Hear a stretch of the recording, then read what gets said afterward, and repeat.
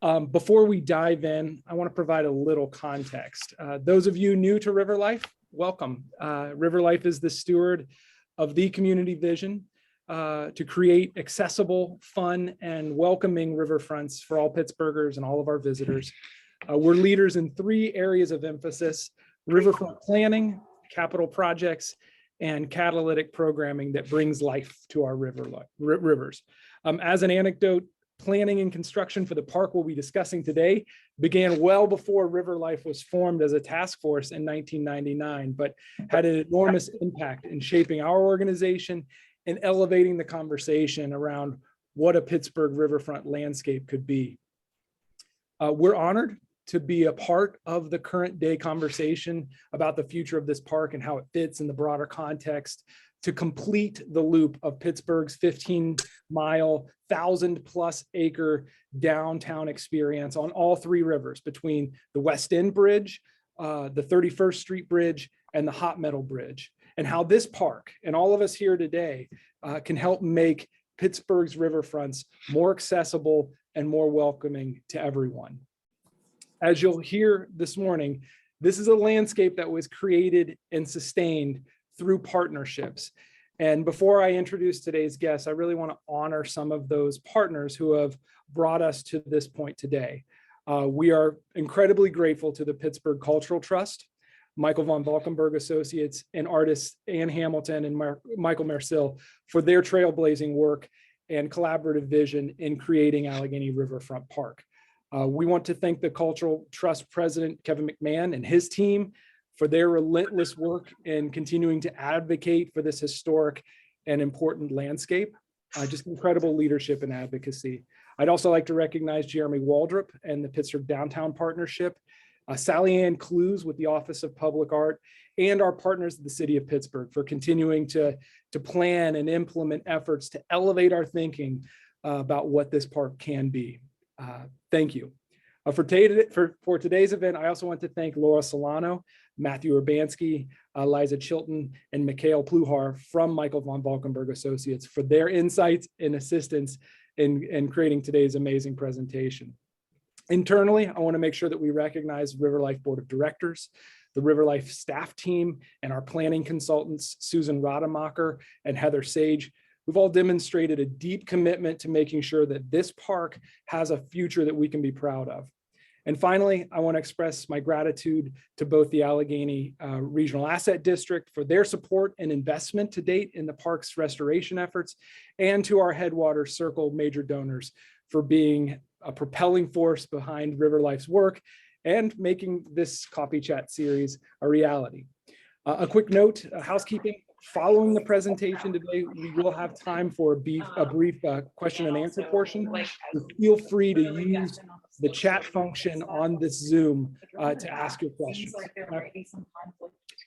With that, I am extremely honored to welcome our 2 guest panelists. Their vision for creating a riverfront landscape. And there's no pictures of it? Cultural Trust Allegheny River was an audacious, game-changing that launched the city's modern riverfront renaissance.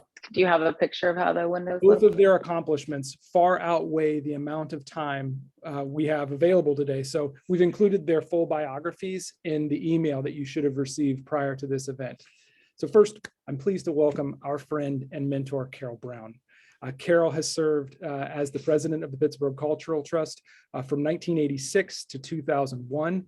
During that time, she contributed mightily to the cultural and economic revitalization of downtown Pittsburgh and the surrounding region through many initiatives, including most notably the development of the Cultural District, our 14-block arts and entertainment center in downtown Pittsburgh. Throughout her career, she has been a champion for artists and design, commissioning international artists, architects, and landscape architects to both elevate our discourse and create transformational works throughout the greater Pittsburgh region. She's also a founding Riverlife Task Force member and an honorary co-chair of the Headwaters Circle. Carol, thank you for being with us this morning. I'm also honored to welcome Michael Van Valkenburgh. Michael is the creative director of Michael Van Valkenburgh Associates, the landscape architectural firm he founded in 1982. Michael serves as on projects as a lead designer and guide for his creative teams composed of the firm's 100 employees. Raised on a dairy farm in upstate New York, he received his Bachelor of Science degree from the Cornell University College of Agriculture and Life Sciences, and a Master's of Fine Arts degree from the University of Illinois at Urbana-Champaign. For his leadership in design at MVVA, Michael was awarded the Arnold W. Bruner Memorial Prize from the American Academy of Arts and Letters, an honorary customarily bestowed on architects. It is my great pleasure to share this stage with you. Welcome, Carol and Michael.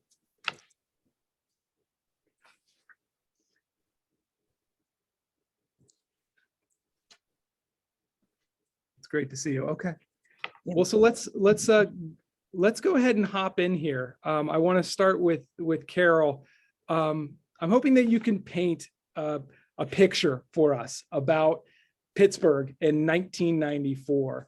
And why you saw the need for a park on the Allegheny River in that year. Thank you very much. I would love to do that. And I'd like to go back to about 1974, as it were, and to say the cultural district, just a minute or two on that. The cultural district was really a gift from Jack Hines, who was then the head of the Hines Corporation and the Hines Endowments, the Hines family initially. And he started the process with the development of Hines Hall in the early 1970s. However, Hines Hall was in the middle of a red light district, a totally dilapidated 14 square block area that we now call our cultural district, but that was distinguished then by all kinds of porn shops and porn uses and so forth. So Hines Hall sat in lonely and elegant isolation at one end. And so after Hines Hall opened, Jack Hines and the Hines Endowments began to plan for how to develop a cultural district around Hines Hall. And they blocked out that 14 square block area that Matt mentioned. And in 1984, the trust board, the Pittsburgh Cultural Trust, was formed to carry out that job. Our first task, and Jack Hines put me on the original board. He had consulted with me a little bit before that because I was working in the arts, but our first task was to restore or to take the old Stanley Theater, which was then a decaying rock house, formerly a movie palace, and turn it into the really glorious Benham Center for the Performing Arts. And that project took us from 1984 to 1987, and we were thrilled with our work. And when the Benham Center opened in 1987 to great success and joined Hines Hall as a dramatic attraction for people into the downtown area, we began to plan for a real cultural district, which meant not only eliminating the porn uses, but beginning to develop more facilities within the district and also open spaces. That was very important to us, that we pay attention to open space. And also we were extremely committed to having good design in all of our projects. And so just to tell you very briefly, we started out by building facilities, but we undertook a major planning process. And that included building new performance facilities like the Harris Theater and the Byam and the O'Reilly Theater and the Cabaret Theater at Theater Square and the parking garage, which we don't call a parking garage, it's Theater Square, but it's useful. And we also facilitated and participated in the planning for the Kappa School and the August Wilson Center, so that we had throughout the district a wonderful mix of performing arts facilities, and we did a few galleries. All of the time, however, we were looking at the environment that surrounded those facilities, and particularly at the open space needs. And as I said, our focus was always on good design. And we did the Katz Plaza, but we turned our attention to the Allegheny River, where there were an incredible spot overlooking the Allegheny River. But at that point in time, in the early 1990s, Pittsburgh ignored its rivers. There was no Riverlife. And those, our two stretches along the Allegheny River, at the lower level along the waterfront, was all traffic, the 10th Street bypass, and no access to the river.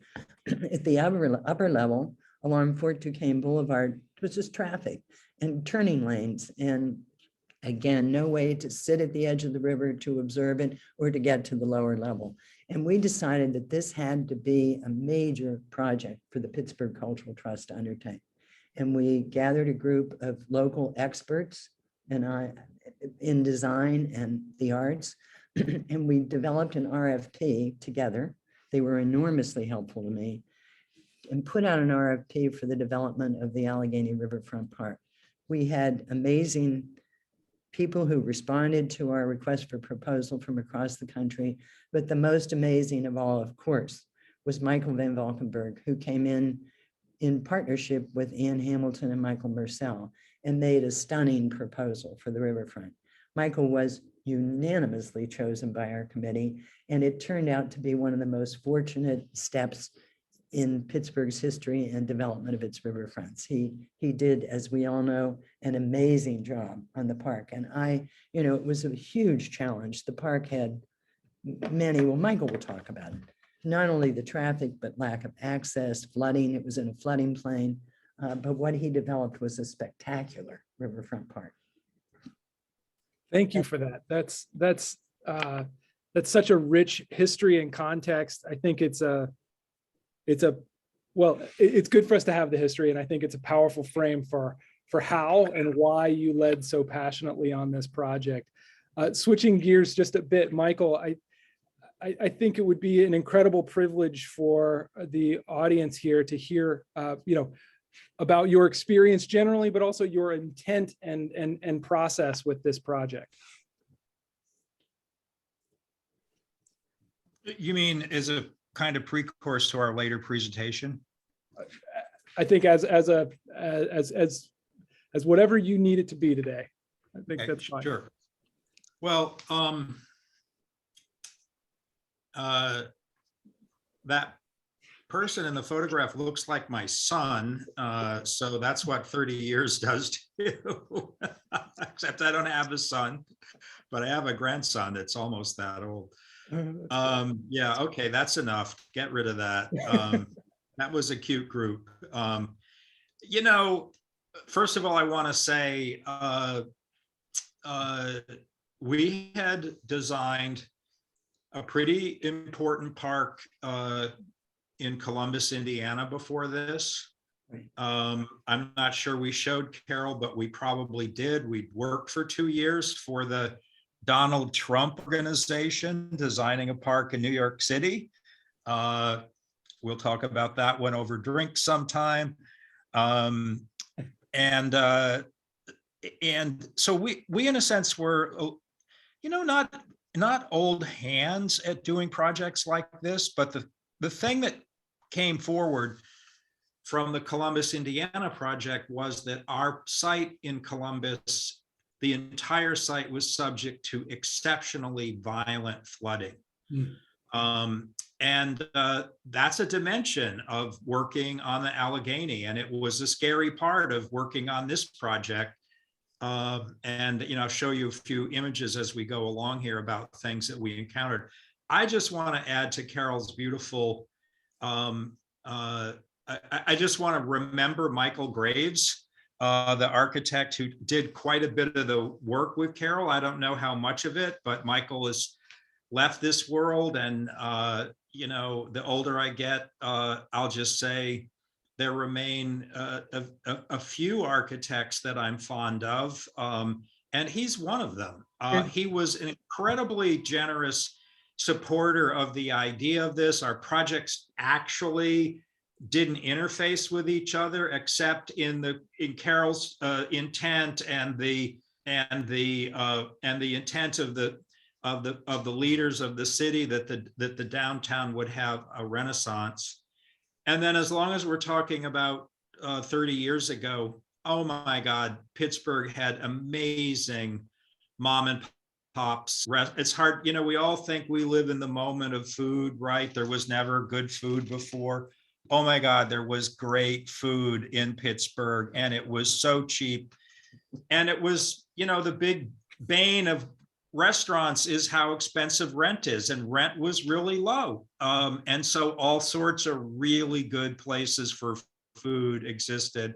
I know that's not what we're here to talk about, but I also know that many of the listeners love their city and they love its recent history. I just want to start with this, this actually Frederick Law Olmsted Jr. plan of downtown, and this sense that the Olmsted brothers, who were, of course, Frederick Law Sr.'s sons and their partners, were participants in an early vision, really, of, Matt, what you and others are still involved with today, which is to gift the city with an open space system that lets people enjoy this magnificent edge and the natural history of your city. So let's go to the next image.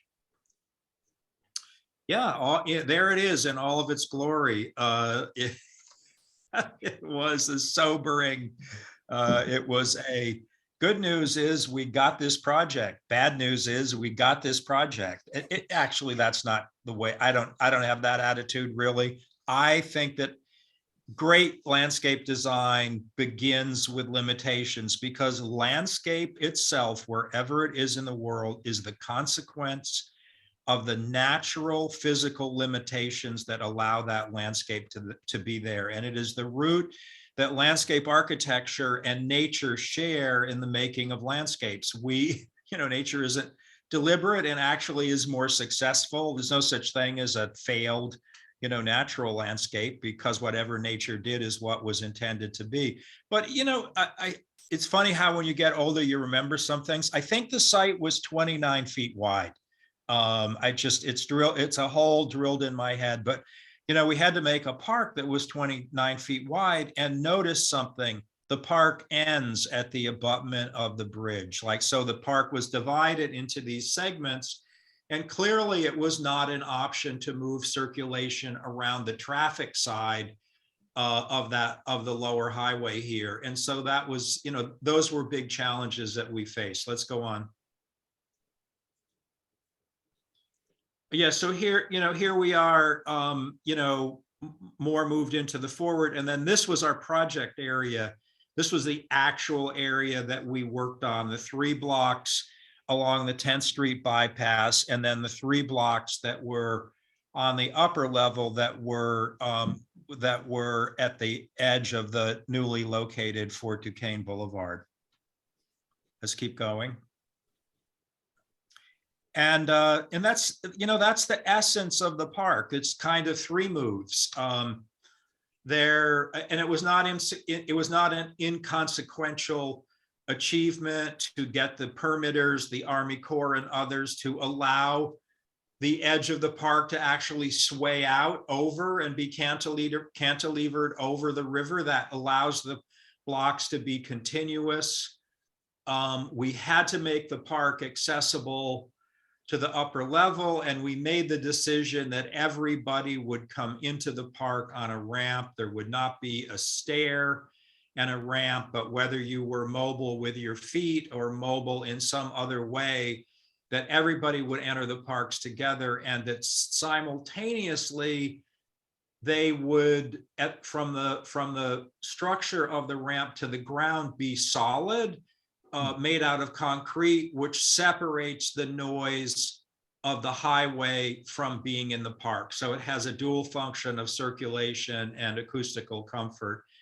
And then the other thing we did is, and we were already doing this earlier in our practice, but, we got on boats and we went upriver, and we said, well, if there are other places nearby where there's 15 feet of flood water and violent ice flows, we'll go upriver and see what they look like. Because if it floods in downtown Pittsburgh, a quarter of a mile upriver, it does the same thing. So we went and took a look at what nature was doing. Go ahead. This was right after completion. There's a sort of funny narrative with the photographs. All the men that are single in the photographs that you see are various, not this one, go back for a second, but all the men that are that seem posed in photographs are actually boyfriends at the time of the photographer. So this is one boyfriend. You'll see another one later. I don't know. I hope you're all up for a little bit of humor. I happen to know that that's not a boyfriend, but I love that photograph. Anyway, this is, you all know what happens to the rivers in the summer, and the fact that we created these benches, but also these places for people to tie up their boats, helped increase the kind of social life that we were drawing into the park during the summer. Next. Yeah, as we, so this is a very good sense. This is native cottonwoods, which thrive in flooding.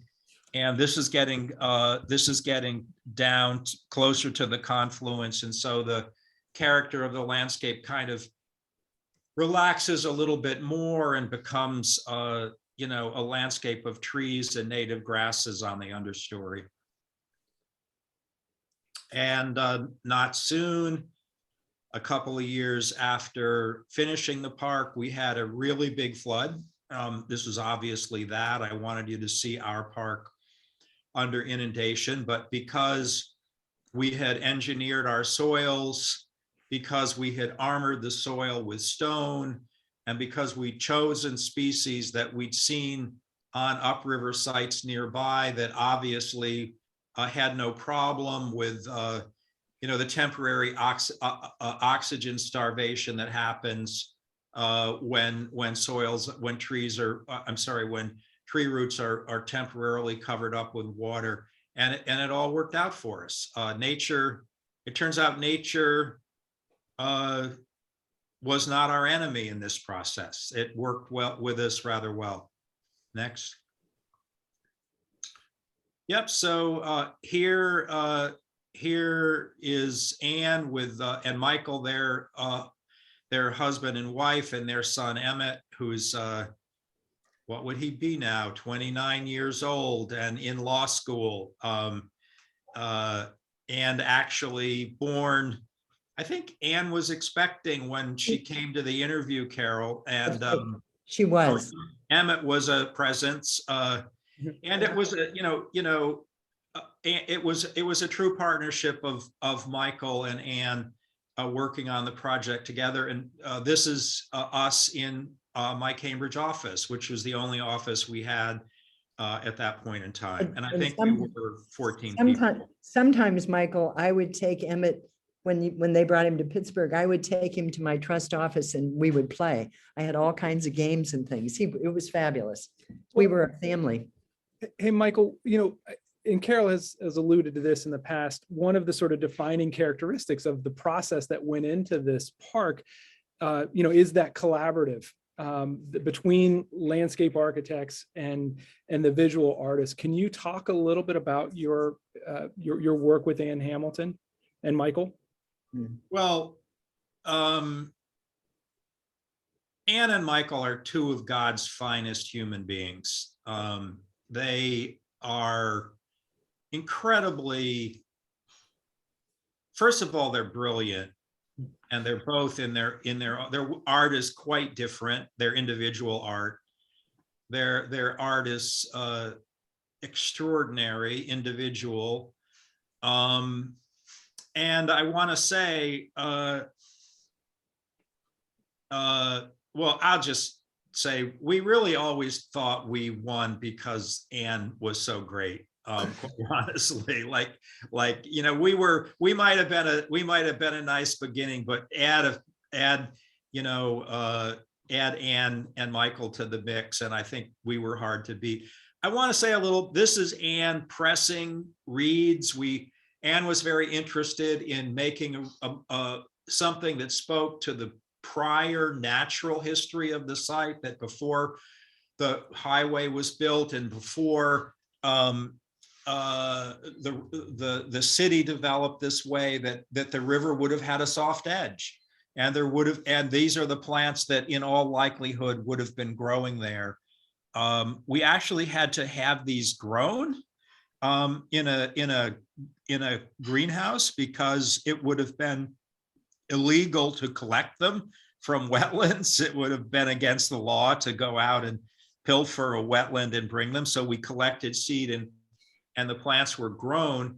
And then you can see, it's one of my favorite photographs on the right. You can see the imprint of the reeds, and her assistants were there. And it's a great story on its own of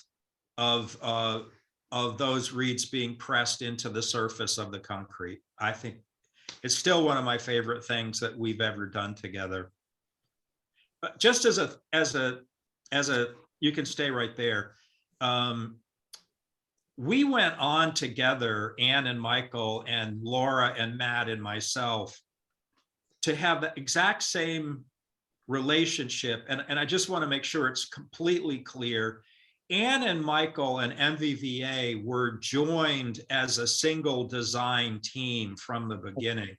And there were things that, I mean, we took the lead, and particularly Gulliver Shepherd, who we've not mentioned today, but Gulliver took a very strong lead, trained as an architect. He and Matt and Laura are now all partners of the firm, by the way. But Gulliver had a big hand in designing the ramp, and then Ann came in with this wonderful idea of the bronze handrail. But we went on to design Teardrop Park and Battery Park City in a very similar way. So here you are, you're going up the ramp. The river is to the right, and where the ramp is above you, it's not enclosed with concrete, but it's enclosed with a vine-clad wall. Yeah. There are no boyfriends in this photograph, just to keep that narrative going. There's a really fascinating book about Allegheny Riverfront Park as part of the source book in landscape architecture series, edited by Jane Amadon. In that book, you talk about this concept of hyper nature. Could you explain that concept and how you've used it to think about, or how you use it to plan this park? You know, I'm so glad you resurrected that term. We don't say it anymore. You know how millennials today say it's a lot, or it's been a minute, I mean, we didn't say either of those things 15 years ago, and I hope we don't say them in another 15 years. They serve their moment, right? So it's not that we're beyond saying hypernature, and I think I'll bring it back for a while because it is such a great term. It was a very simple, this is a great photograph for it right here. That's another boyfriend, by the way, on the left. That's not the dog, not the 12-year-old, but the guy on the side. We didn't figure this out for a long time, by the way. It was a local I think she was Pittsburgh. She was real nearby, and her photographs are great. But the hypernature idea was that if you take the elements of the city and you kind of compress them and you draw them together, you begin to create a different kind of landscape intensity in a kind of micro scale or in a hyper scale that delivers some of the punch that nature has. That's really the idea. Like on the lower river, all those trees jammed in together. That's the perfect example of hypernature, where you might wish that you had a larger area and you could give people a more powerful experience by a more extensive expression of trees. It's an attempt to overcome the kind of loneliness of just a few urban trees and create several of them and let there be some power from the way they're packed together. Mm-hmm. Yeah, I mean, that right there. I mean, I don't know, that looks pretty great to me. I know it doesn't look like that anymore there. That's partly what today is about. But that's, forgetting I had something to do with it, it's pretty good. It's beautiful. It's pretty good. No boyfriends in that photograph. Yeah, so Ann and Laura, Laura often gets described, oh, Laura's the one that, builds everything at MVVA. But well, first of all, she does. So it's no small thing. If you look at our body of work and think that she's had that hand in that. But this was a beginning of a particular relationship between Anne and Laura, and Matt and I were involved too, of this notion of a weaving of bluestone on the upper level as the kind of tactile, more urban companion of the imprint of the reeds on the lower level. If I'm taking too long, you should tell me to hurry up. No, this is great. This is fantastic. We have plenty of time. So that boyfriend lasted for a little while. I'll stop with the boyfriend stories. I think it's obvious here that what's going on, but if it's not for some, we've got quite a busy street to the right, and we've got a wonderful view to the river to the left. And so we created a flat terrace, and then we took benches for seating, but also for retainage. We pushed those pieces of stone towards the street, and then we were able to retain soil rather steeply behind it, which gives you some spatial and acoustical separation from the street. It's not so high that it feels anti-urban. When you're standing, you can see over it, but when you're seated, it kind of protects you. This is great. Well, I know we want to ensure that we have time for the question and answer, but you alluded to something a moment ago that I'd like to pick on before we get into that. So I think there's a question about why this conversation today, and for Riverlife, for me, I think it's primarily a chance to hear from our heroes, right? The champions who have shaped and molded this space and made Pittsburgh, Pittsburgh. What an honor. So this conversation gives us a chance to sort of continue the oral history of this incredible space, how it was created, and hopefully reinforce its value for all of us moving forward. I noted that we're stewards of the riverfront vision. It's important that we inscribe and then reinscribe powerful messages about what it takes to create and care for these spaces. As you know, Pittsburgh's downtown riverfront open spaces and trail network have grown and evolved so much since the 1990s that I think it's easy for us to forget about how monumental the creation of Allegheny Riverfront Park was until you hear the stories and see the photographs behind the transformation. A well-designed and well-loved park nestles into the surrounding environment in a way that makes it feel like it's been there forever. And Stefan and I agree on this. There's a downside to that familiarity, right? It can lead us to taking for granted the care and the restoration that's necessary to sustain the park for future generations. It's a concept that we like to refer to as cross-generational equity. How do the benefits of our work and the spaces we create accrue to our children and our grandchildren? A big question, right? But one I think that's really timely for Allegheny Riverfront Park. Today, the park poses, both aesthetic and safety challenges.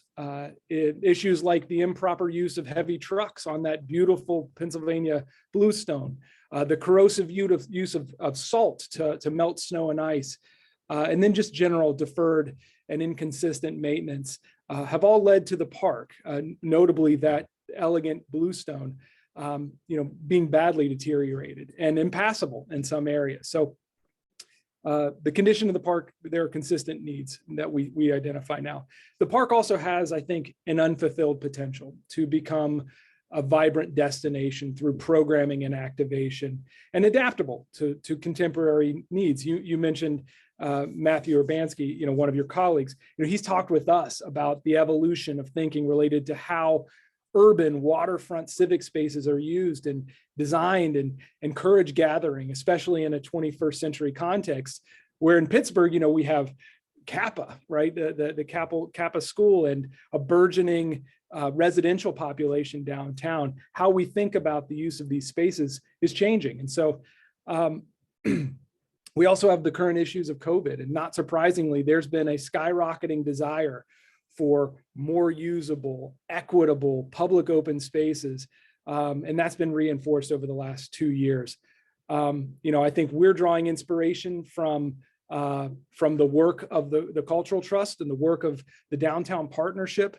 Their brilliant Allegheny Overlook pop-up that was in the park this past summer and early fall really inspired some thinking about how we can work programming in these spaces.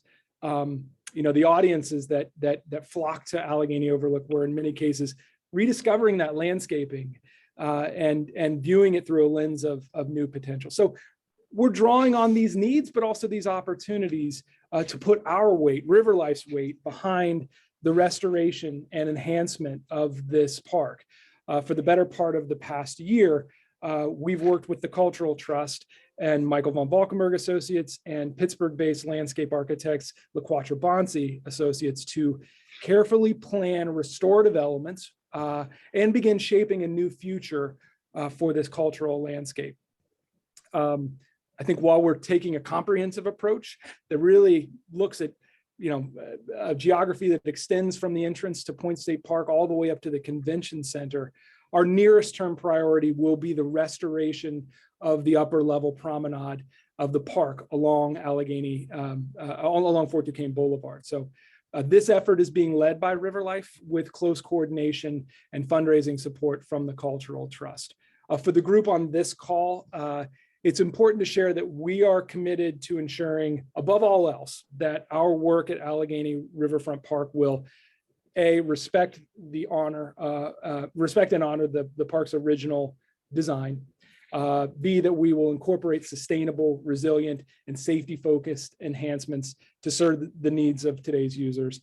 We're going to provide a welcoming and accessible experience for all, enhancing that downtown neighborhood, enhancing that visitor experience, and the connectivity between other signature spaces like Point State Park and the Convention Center.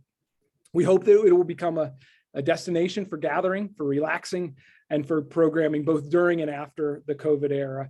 And big picture, and this is part of our charge as Riverlife, this is going to help us meet our vision to complete and enhance the loop. This incredible park has the potential to be reclaimed as a jewel within the necklace of the that loop that I mentioned before, that 15 miles, 1,000+ acre network of parks and trails and open spaces. As you can imagine, I think this work is going to require dedicated partnerships, investment in capital projects and capacity, and a mechanism to deal with and support sustained care and maintenance. We haven't shown you all of our plans today, and frankly, there's a ton of boulders left to be lifted moving forward. But we hope that this provides sort of a tantalizing tease for what's to come. You'll be hearing more about our vision for the restoration in the coming months. And for folks on this call, stay tuned for really important information about our progress. And you can stay posted by subscribing to our emails and following us on social media. So I'll take a breath there and shift us over to the question and answer. We have gotten some questions in the chat, and I'll start with Carol here. Carol, how do you think Allegheny Riverfront Park has changed the way Pittsburghers view the downtown riverfront? I don't think that there's any question at all that the development of the Allegheny Riverfront Park, which the Trust carried out, had an enormous amount to do with helping the community focus on the importance of all of our riverfronts. And I'd like to say it was one of the small steps, perhaps, but nevertheless a step to the development of Riverlife, which has been so important to the community. I mean, we were stressing the value. It's an incredible park. I mean, Michael and his team did an amazing job, and it really helped people to understand how important the riverfronts are. That's great. And I think this is a question for both of you. What do you know now that you wish you had known then? Really simple, 3 things: maintenance, maintenance, maintenance. No, I'm serious. I'll add a dimension to that. I completely agree with Carol. What do I know now Mhm. that I didn't know then? That maintaining a park is far more expensive than building it. Right. It's like, you want a dog and you decide you're going to adopt one, except for the fact that they were all adopted in the pandemic, but the kennels are probably filling up again. Oh, it's real easy to go get a dog. What are they going to charge you? $50 or pay you to take it? 2 years later, whoa, you spent a lot of money on that dog. And I choose an analogy that's playful, but that dog depends on you, and a landscape is living. And I knew that in 1984, but I had no idea. I had no idea how quickly a public park can go to hell. Nor if people did don't I. take Michael. care of it. It's It- just it's as simple as that. It's a big commitment, and part of the partnering of making a park is deciding not who's going to take care of it, but where is their money going to come from Absolutely. over time. That's the problem with park making. You can't, you have a house and you have a bad year and you don't work on the gutter or the roof. The house doesn't go to hell. The yard does. The yard is a disaster if you don't take care of it. And it's the big lesson for me. It is the big lesson. And I'm not saying that because some things on the project in Pittsburgh didn't work out perfectly for maintenance. These are things that everybody was learning in the 90s when people who were interested in cities were revisiting the idea of parks and understanding that parks make cities livable. Carol, how many people lived in the downtown in 1994? 50? Probably, and it's hundreds and hundreds now, But it was like a couple of handsful of people lived in the downtown. Because it had been a red light district, it wasn't considered safe, and one of the rationales for the developing the park was that when people came to live there, they'd have access to the rivers. But you're so right, I totally misunderstood the need for a really well-funded maintenance plan. Has to be. And, hopefully that will come. And I think the good news is that Riverlife and our partners have committed to making sure that all of the spaces that we touch have dedicated resources in perpetuity for care and maintenance. And there was some lessons that we had, some actually really positive lessons. South Shore Riverfront Park is an example of a park that we were heavily involved with and created a dedicated fund that deploys resources every year to make sure that space is in tip-top shape. I think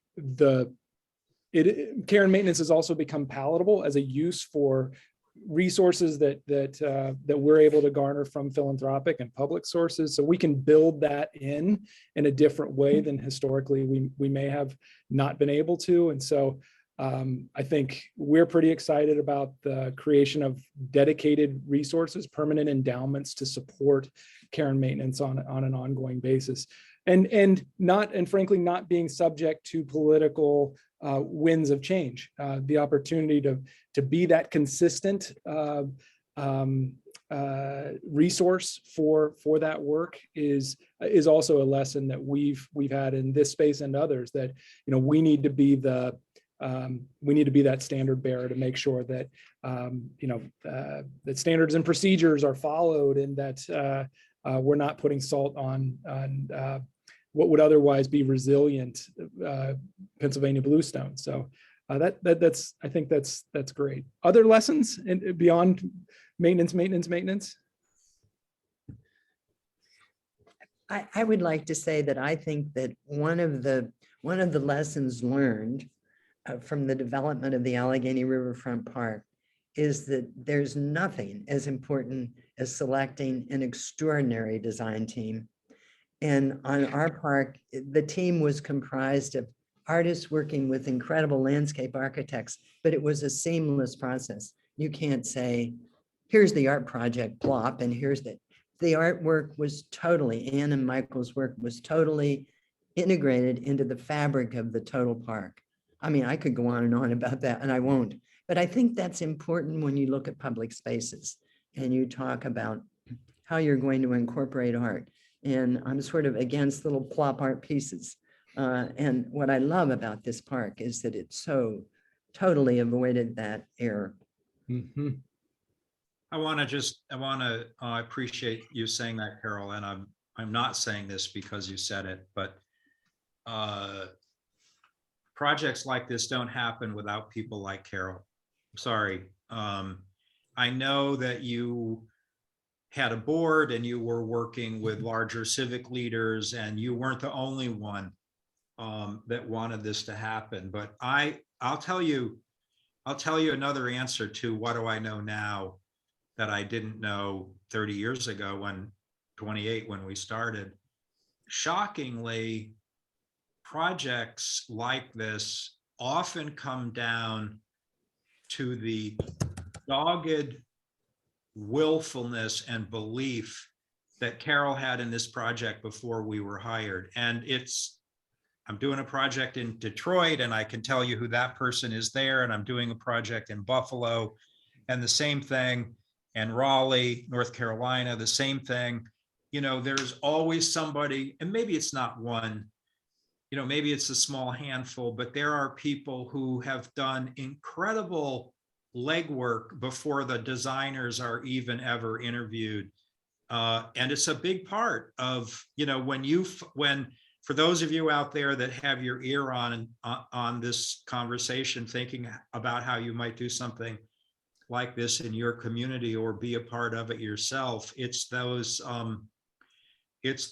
leaders who just don't give up. I mean, for heaven's sakes, Carol had their baby yes, she enjoyed having Emmett in her office, but she's a leader of the project, and she's like, oh, you can leave Emmett in here while you guys go out on the site. I mean, but it requires a person like Carol that understands the city from the inside out, that knows where to go to get things done.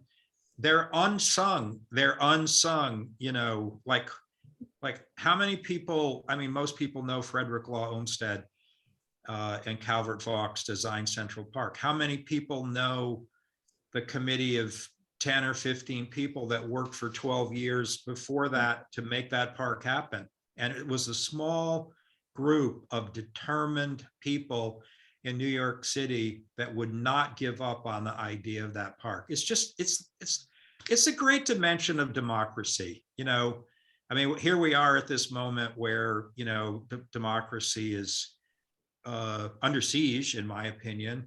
And it's an example of how ideas and individuals bring forth civic betterment. Mm-hmm. Yeah, it's funny, we're working in another site that, you know, has reams and reams of history, you know, on the planning room tables.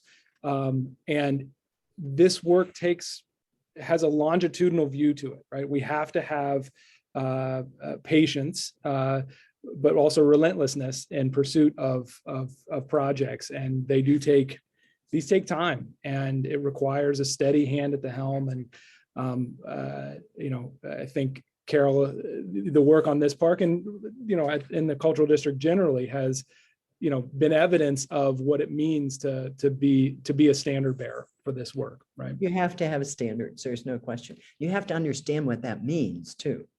And maybe that's an issue, you know. Michael, could you tell us about how this park and this project set the stage for your work and other, you mentioned Buffalo and Detroit and some other places that you've done work, but would you view this as a flashpoint for your firm and your career? Oh my God, 100%. I mean, to think that in 1990, we were hired to design our first park in Columbus, Indiana. And that 4 years later, we were hired to work on something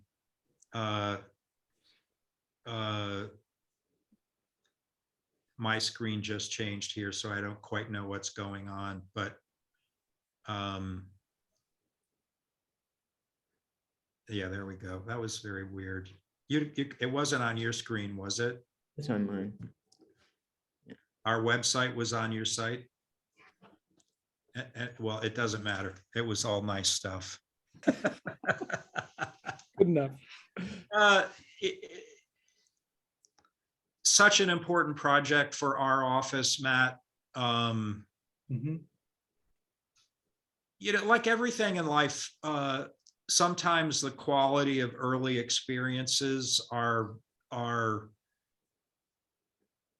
especially formative. And I would say the severity of the challenge here, combined with the Pittsburgh Cultural Trust absolute belief that something important and wonderful could happen. I mean, I'm a farm kid. Not like a tax shelter farm. not like my parents were sheltering money in a farm, but more like they had other jobs to support the 30-cow dairy. But frugality is such an essential quality of my background, and it was such an important.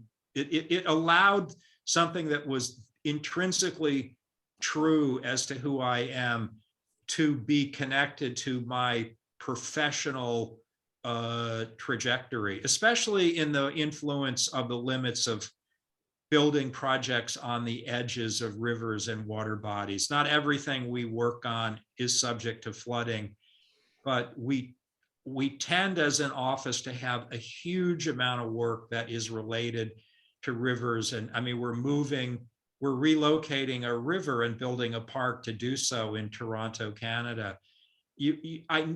I just don't think that we ever could have had the technical wherewithal to work on a project like that if we hadn't.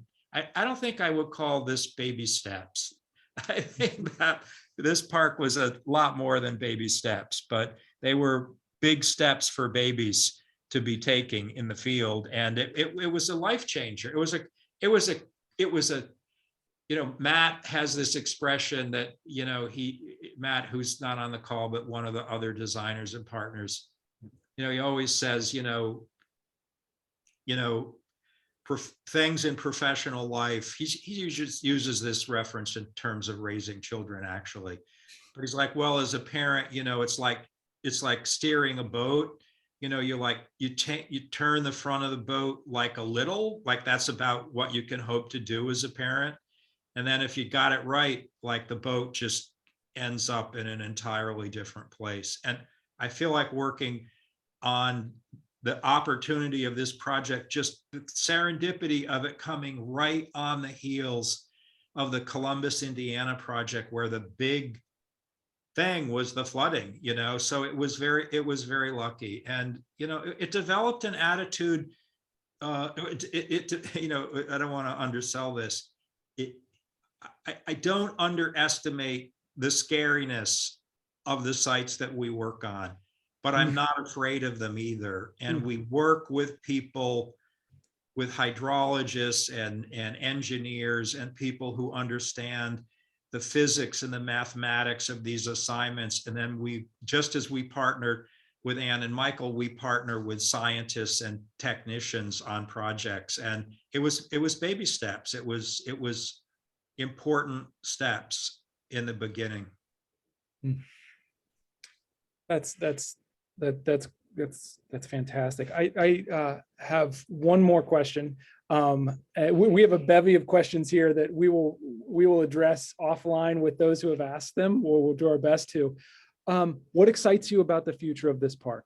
I know, I'm sure you can probably tell from our excitement, this is a key part of our work moving forward. We are elevating the conversation around this park, its restoration. What are the elements that have you both excited about us moving forward?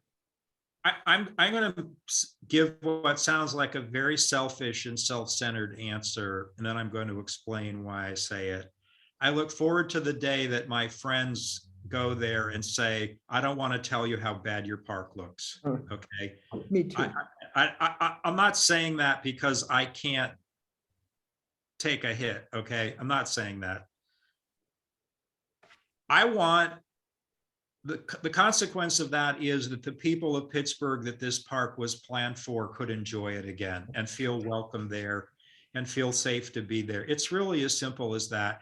You know, it doesn't need to be completely reinvented. It just needs to be resuscitated and then cared for after that. There's no point in spending money fixing it again and not having a plan for who's going to take care of it after that. But that's what comes to my mind.